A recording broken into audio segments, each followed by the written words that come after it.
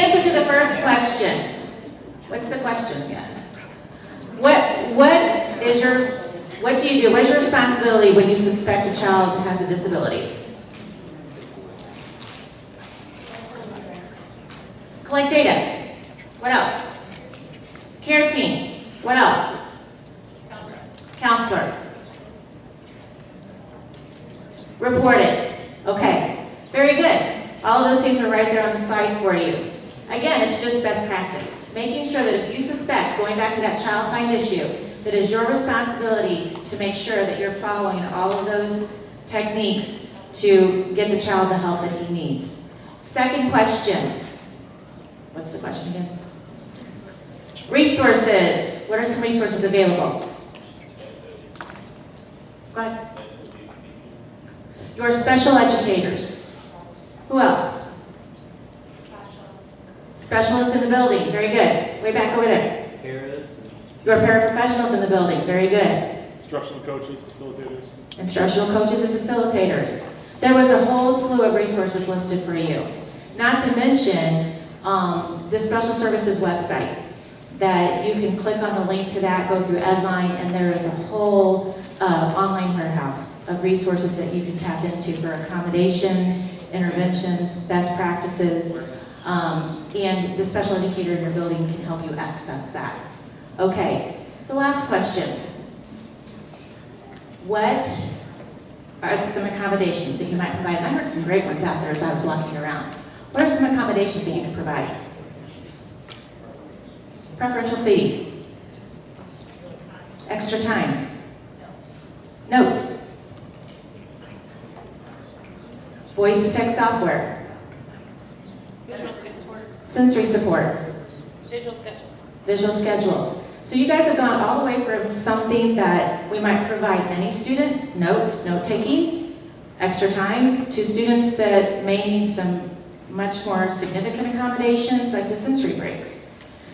A lot of times when we look at accommodations, it's really just about best practices for all kids. And so the point of this activity, though, is to remember that as a general educator, once a student qualifies for a disability and qualifies for services, it doesn't mean that we're no longer responsible for the education of that child. It just means we now have a partner in that special educator to help us educate that child. Okay? That's the point. So, last slide. Same format. It should say guiding questions 3. Everybody have guiding questions 3?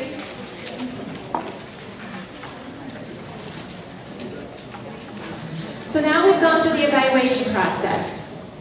Real quick, if I'm a general educator, I've suspected that Susie has a disability, specific learning disability in reading. I referred her to the care team, I've collected the data, got my documentation together. The psychological examiner in the building, the school psych, you might hear them referred to. We've gone through all of the testing. Just so that you know, from the moment a packet is submitted, we call it the packet, a packet is submitted, the testing occurs. It could take up to 60 days from the initial signature, parent signature and consent, to initial eligibility. It is a 60-day timeline. That is hideous when a child sits in your classroom and is continuing to fail. It is horrible. Do we want it to take 60 days? No. Is our goal to make it go 60 days? Absolutely not. But I just say that to you in that is what the law says that we have. Our goal is to get those through the process as quickly as possible. That doesn't always happen. When we're looking at a student that has just a simple, not a simple disability, but maybe just an art-tic issue, speech language, just a speech art-tic issue, it goes a lot quicker. When we're looking at a student who is more involved, perhaps we're looking at a child who is suspected of having a diagnosis or a disability of autism, it'll take a little bit longer. Kimberly can attest to that.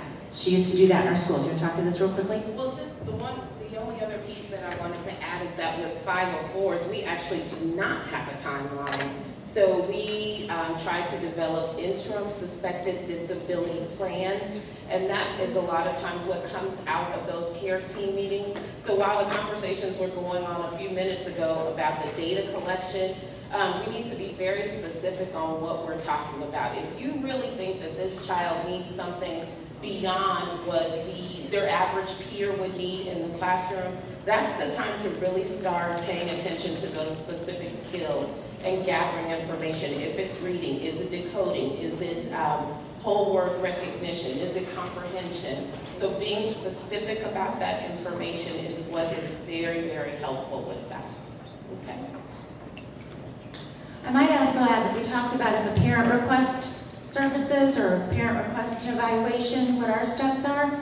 Please know that on the flip side, as an educator, if we suspect that a child has a disability, we have to obtain parent consent. The parent does not have to give us that consent. That means that if they refuse to sign, we cannot move forward with testing. So what we try to do is come up with the accommodations as best as we can.